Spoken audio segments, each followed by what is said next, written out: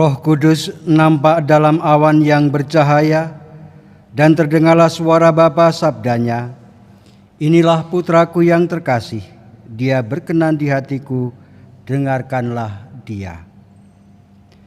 Dalam nama Bapa dan Putra dan Roh Kudus. Rahmat Tuhan kita Yesus Kristus, cinta kasih Allah dan persekutuan Roh Kudus bersamamu. Bapak, Ibu, saudara-saudari, dan anak-anak yang terkasih, dalam pesta kemuliaan Yesus menampakkan kemuliaannya. Kita semua boleh memandang apa yang dijanjikan kepada kita yang percaya kepadanya.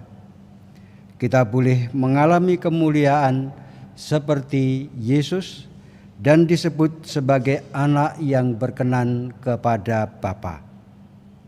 Pada kesempatan ini saya bersyukur atas ulang tahun imamat yang ke-28 bersama Romo Bernardus Winuryanto yang bertugas di Paroki Banyuwangi. Marilah kita mempersiapkan Ekaristi dengan menyesali segala dosa dan kekurangan kita.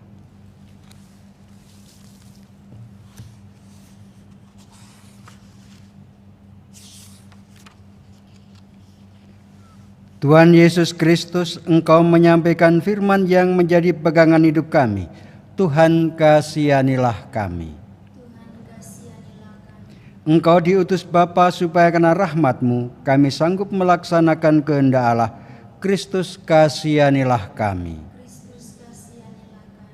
Engkau menghendaki agar kami menampakkan karya keselamatan-Mu di tengah masyarakat kami. Tuhan, kasihanilah kami.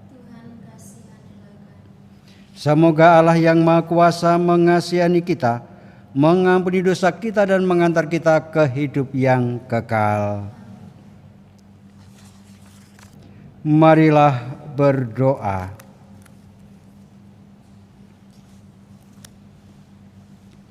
Allah Bapa yang Maha Luhur dan Maha Mulia, ketika Yesus menampakkan kemuliaannya di puncak Gunung Tabor, Engkau mengukuhkan misteri iman yang baku dengan kesaksian Nabi Musa dan Nabi Elia. Engkau menyatakan pula pengangkatan umat manusia menjadi putra-Mu.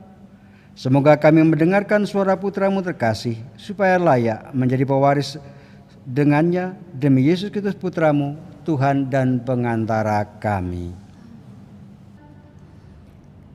Haleluya, haleluya,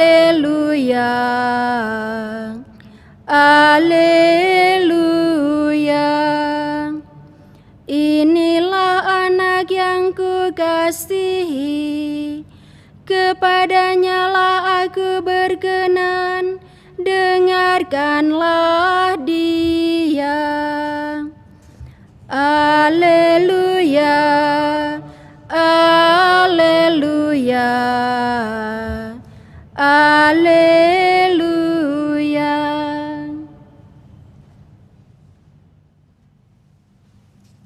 Tuhan bersamamu.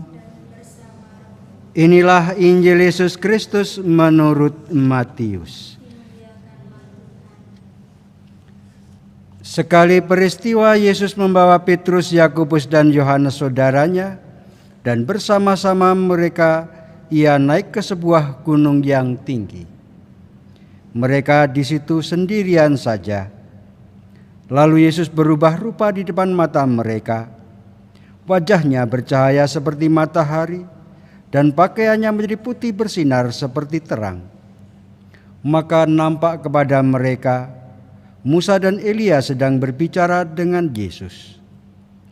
Kata Petrus kepada Yesus, "Tuhan, betapa bahagianya kami berada di tempat ini.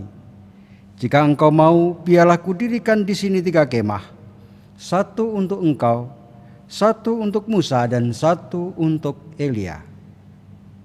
Sementara Petrus berkata-kata begitu, tiba-tiba turunlah awan yang terang menaungi mereka, dan dari dalam awan itu terdengarlah suara yang berkata, "Inilah anak yang kukasihi, kepadanya lah aku berkenan, dengarkanlah dia." Mendengar itu tersungkurlah murid-murid Yesus dan mereka sangat ketakutan. Lalu Yesus datang kepada mereka. Ia menyentuh mereka sambil berkata, "Berdirilah, jangan takut." Dan ketika mengangkat kepala, mereka tidak melihat seorang pun kecuali Yesus seorang diri. Pada waktu mereka turun dari gunung, Yesus berpesan kepada mereka, "Jangan kamu ceritakan penglihatan itu kepada seorang pun, sebelum Anak Manusia dibangkitkan dari antara orang mati." Demikianlah Injil Tuhan. Semoga berkat pewartaan Injil suci ini iman kita diteguhkan.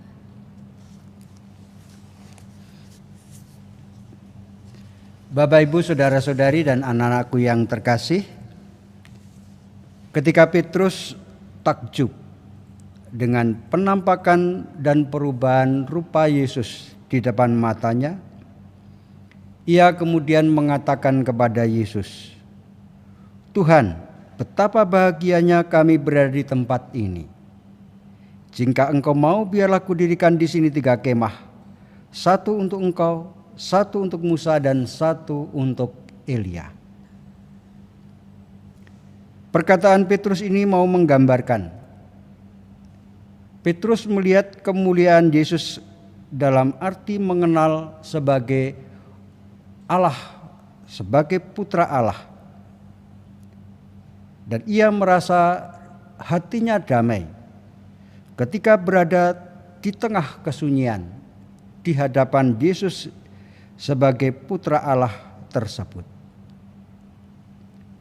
Tetapi dalam perikop kemudian diceritakan bahwa pada akhirnya Petrus tidak boleh berhenti memandang kemuliaan Yesus dengan mengenal Dia sebagai putra Allah, tetapi harus turun dari bukit itu untuk melanjutkan misi mewartakan kabar gembira kepada orang banyak.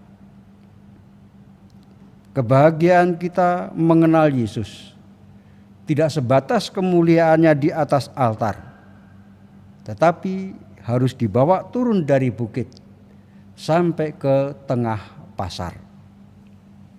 Kebahagiaan semacam itulah kebahagiaan melayani, supaya semua orang lain kemudian mengenal Yesus dan diselamatkan. Inilah kiranya yang dapat menjadi pokok permenungan kita. Apakah kita sudah membawa turun Yesus itu ke tengah-tengah pasar, ke tengah sesama kita, sehingga mereka pun turut berbahagia dan ikut serta dalam kemuliaan Yesus. Paroki kita dalam beberapa bulan terakhir ini mencoba untuk turun dari bukit, menanam sayuran, dan mengajak orang-orang untuk ikut serta, mencoba bertahan bersama dalam siaga pangan dengan cara menanam sayur tersebut. Inilah kiranya gambaran yang nyata bagaimana sebagai gereja kita tidak hanya berbahagia di altar, tetapi turut serta berbahagia di tengah-tengah pasar. Marilah kita mohon kepada Tuhan boleh menjadi perantara untuk menghadirkan Yesus di tengah sesama di sekitar kita, menjadikan mereka ikut serta dalam kemuliaan, dan percaya bahwa pada akhirnya akan dimuliakan seperti yang ditampakkan oleh Yesus. 3 kali Yesus mendapatkan pernyataan sebagai anak Allah. Pada waktu ia dibaptis di Sungai Yordan, pada waktu ia menampakkan diri dalam kemuliaannya di atas bukit dalam bacaan hari ini, dan pada waktu ia di atas salib. Seorang serdadu mengatakan, "Orang ini adalah Tuhan." Kita percaya tidak hanya dengan menikmati Yesus sebagai putra Allah, tapi dengan mewujudkan dalam pelayanan turun dari bukit, maka kita akan mencapai kebahagiaan yang penuh. Berkat Tuhan menyertai kita semua. Amin.